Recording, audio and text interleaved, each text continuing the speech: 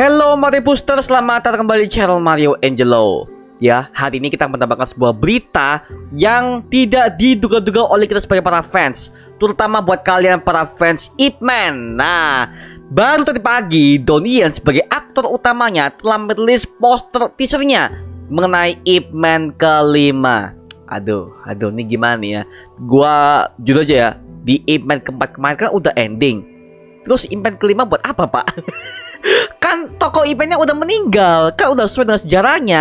Kok bisa dia balik? Oke, kita akan bahas semuanya di video kali mengenai teori atau ya pendapat gue mengenai Ip Man kelima ini yang udah dirilis oleh Donnie Yen. Dan kabarnya film ini akan tayang pada tahun 2023. Oke, so kita akan bahas semuanya di video kali ini. Tapi sebelum itu jangan lupa tekan tombol subscribe, karena kalau kalian tekan tombol subscribe dan like video ini sebanyak-banyaknya, dan juga share video juga teman-teman kalian, maka gue akan lebih semangat lagi buat video untuk kalian. So Mario Booster, let's break down this video.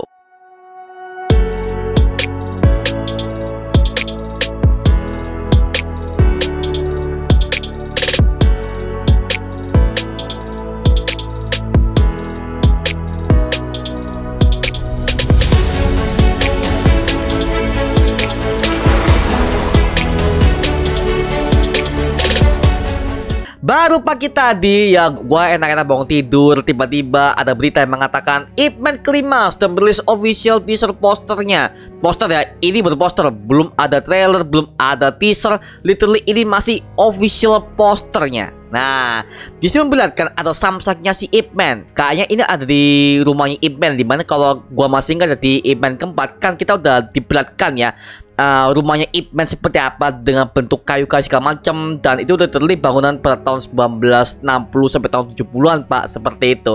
Dan kayaknya sini Ip Man kelima ini kayaknya si Donnie Yen ya pemeran aslinya, dia kemungkinan bukan sebagai pemeran utama lagi, melainkan kemungkinan yang dimasukkan Ip Man kelima ini kemungkinan adalah legasinya. Legasinya akan diteruskan kepada anaknya, yaitu Ip Ching. Yang dimana Ip Ching di sini ya, kalau kita lihat di Ip Man keempat, dia melihat itu adalah anak yang sangat rebel. Dia udah dikeluarkan dari sekolahnya, sehingga si Ip Man ini harus menjadikan sekolahnya ke Amerika, sampai-sampai bela-belain ke Amerika. Dan kebetulan aja dia itu diundang oleh Bruce Lee. Itu adalah muridnya sangat berbakat, sampai-sampai si Bruce Lee itu udah mendirikan sekolah Wing Chun yang ada di Amerika. Sampai akhirnya itu menimbulkan sebuah kontroversi, di mana ada sistem rasisme antara Amerika dan juga China saat itu ya, pada tahun 1960-an. Karena memang saat itu memang dalam sejarahnya Amerika itu sangat rasisme dengan berbagai macam ras orang Chinese seperti itu ya.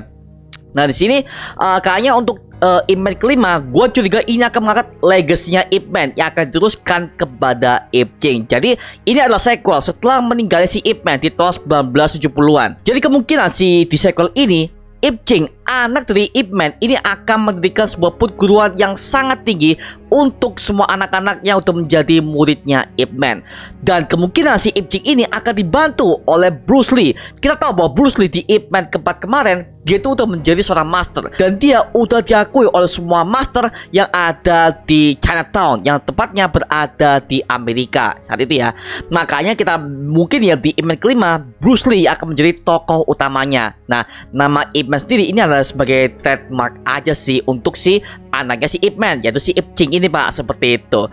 Mungkin ya, jadi yang gua tangkap sih seperti itu, karena gak masuk akal banget kalau Donnie Yen akan sebagai Ip Man ini kembali lagi ke film ini. Karena kan kita tahu bahwa Ip Man sudah meninggal, literally dia udah meninggal di Ip Man keempat akibat kanker otaknya, dan itu juga dialami di versi sejarah aslinya, Pak, seperti itu.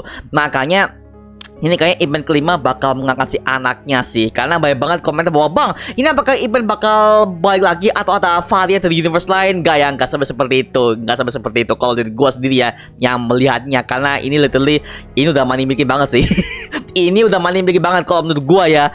Tapi kalau ya nanti kita lihat aja mengenai Ip Man kelima seperti apa. Dan kabarnya film ini akan tayang pada tahun 2023 ini. Wow, Donnie Yen ini udah banyak banget project ya. Di John Wick keempat dia udah main, bahkan dia udah main juga di Ip Man kelima. Tapi menurut gua sejauh ini yang kita tahu ya, Donnie Yen kemungkinan sini akan berperan sebagai Ip Man lagi, cuman akan muncul sebagai flashback ataupun dia akan muncul sebagai arwahnya Ip Man, mungkin yang akan mengingatkan kepada Ip Ching untuk selalu jangan mengira kayak gitu-gitulah, seperti itu. Jadi kayak hantu-hantu di movie-movie superhero yang mereka tuh udah gugur di film sebelumnya, tapi ketika mereka udah muncul di sequelnya, mungkin mereka akan menjadi cameo di situ, Pak, seperti itu ya.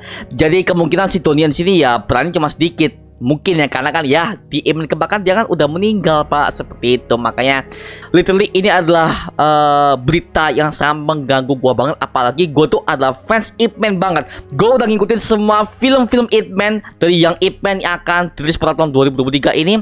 Terus ada Ip Man pertama yang Donnie Yen, Ip Man kedua, Ip Man ketiga, bahkan Ip Man keempat itu udah mulai puncak-puncaknya. Nah, alasan gua menonton Ip Man keempat kemarin itu karena gua tuh pengen melihat Bruce Lee itu seperti apa. Karena aktornya masih sama, Pak. Dari zaman-zamannya tahun 2016 Ip Man ketiga sampai ke Ip Man keempat, itu progresnya jauh banget, Pak. Seperti itu. Makanya itu Ip Man 4 menurut gue itu adalah film terbaik setelah Ip Man 1 dan kedua. Karena kalau Ip Man ketiga, mohon maaf, Ip Man ketiga itu agak sedikit kurang menurut gue. Karena kan kalau nggak salah, Ip Man ketiga kan adalah tema yang menceritakan ada seseorang yang juga memiliki aliran Wing Chun, dan dia itu mengatasnamakan bahwa dia adalah pendiri dari Wing Chun, dan itu membuat Ip Man yang ada di sana itu menjadi tersinggung, sehingga akhirnya mereka berdua ini bertarung dengan sama aliran Wing Chun.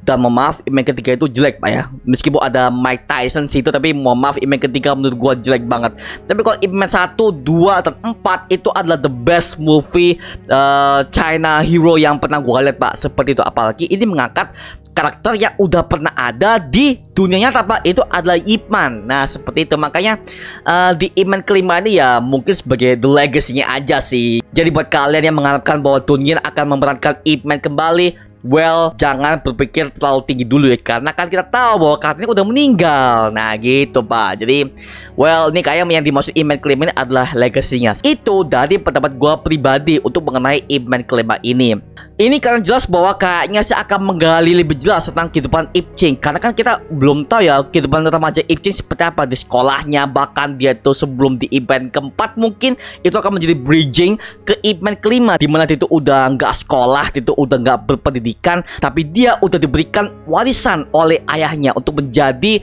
seorang master bela diri, untuk mengajari semua orang-orang yang ingin belajar Wing Chun. Kita tahu di Ip Man keempat, si Ip Man ini kan udah memiliki banyak sekali murid. Bahkan semua murid-muridnya ini mereka itu udah menjadi murid yang berbakat, termasuk dengan Bruce Lee ini, Mak. Seperti itu. Makanya gua penasaran banget Ip Man kelima seperti apa, bagaimana teasernya, bagaimana videonya. Gua pengen tahu seperti apa, dan gua mau tahu Donnie Yen sini apakah dia itu akan kembali sebagai Ip Man atau bagaimana, atau dia sebagai tim kreatifnya, atau dia sebagai ya sutradaranya maybe, atau penasihatnya mungkin. Well, kita kurang tahu, Pak. Kan sampai sekarang si Donnie Yen hanya merilis official posternya doang, dan kabarnya film ini akan dirilis pada tahun 2023 ini, Pak. Waduh, ini akan menjadi film mungkin Chinese hero yang bisa dibilang gua tunggu-tunggu banget, karena gua adalah fans Ip Man banget, Pak. Gua nungguin semua film-filmnya. Bahkan gue masih ingat tuh ketika gue masih sekolah, gue masih ingat itu adalah hari-hari dimana gue mau UAS. Dan UAS itu gue masih ingat itu adalah film Ip Man kedua mau tayang tahun 2010. Gue masih ingat itu adalah tahun-tahun gue masih SD kelas 5, Pak, tahun 2010. Dan ketika gue mau nonton, gue tuh mereng-mereng sama ibu gue, "Mama, aku mau nonton Ip Man kedua." Gue masih ingat tuh. Dan itu adalah film Ip Man paling legendaris. Bahkan itu diputar berkali-kali di Global TV. Gue masih ingat tuh. Makanya sampai sekarang Ip Man itu the best hero in Chinese in sejarah ya, seperti itu, in historian, seperti itu. So, itu aja sih mengenai pendapat dan teori gua sedikit aja ya mengenai Ip Man kelima. Karena kalau soal villain ya, bang, siapa villain akan, tetapi well, gua belum tahu. Karena kalau soal Ip Man, mereka tuh selalu mengangkat tema rasisme. Dari zaman-zaman Ip Man 1 dan kedua, mereka tuh udah mengangkat tema perbudakan, tema rasisme. Kalau Ip Man pertama kan mereka melawan bangsa Jepang. Kalau Ip Man kedua itu mereka melawan bangsa Inggris ya. Ya kalau nggak salah itu adalah Inggris ya. Inggris yang menjajah China saat itu di Hong Kong tepatnya di tahun 1940-an.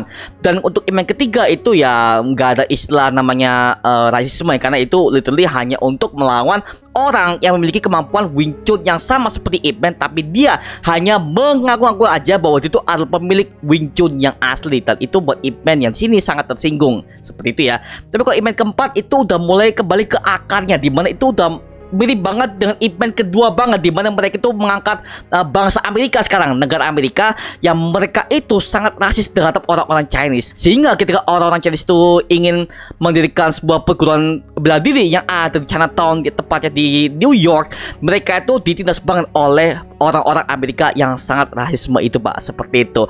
Makanya di event kelima gua nggak tahu nih ya akan mereka lawan di siapa, apakah mungkin negara lain yang lebih adidaya atau Indonesia mungkin. Gua nggak tahu lagi ya.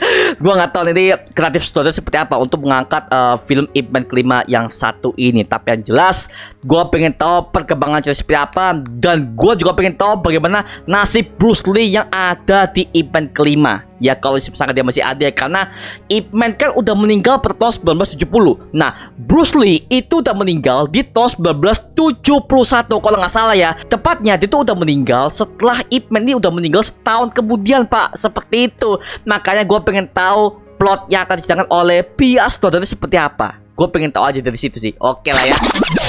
So, itu aja mengenai pembahasan gua dan juga teori gua mengenai Ip Man kelima ini. Nah, sekarang giliran kalian. Kalau kalian memiliki ide ataupun teori yang gak gua sebutkan di video ini mengenai Ip Man kelima, tulis di kolom komentar di bawah dan kita bisa diskusi bareng seperti biasanya, oke? Itu aja mengenai video kali ini. Coba like, comment, dan subscribe untuk mendukung gua sama video mendidik dan menghiburkan semua, karena gua janji sebisa mungkin gua akan buat video seperti lagi untuk kalian. Dan jangan lupa untuk follow semua sosial media kita, Instagram, Twitter, TikTok, bahkan Spotify kita ya. Linknya udah gue siapkan di kolom deskripsi di bawah. Karena situ kita juga update beberapa konten terbaru buat kalian. Dan kalau kalian ingin join bersama kita di grup komunitas, langsung aja join di grup WA kita, namanya Mario Booster Official. Linknya udah gue siapkan di kolom deskripsi di bawah. Dan juga terima kasih buat kalian yang udah bergabung ke membership community. Nama gue Mario Jelo. Dan sampai ketemu di video berikutnya. Adios semuanya. Woohoo.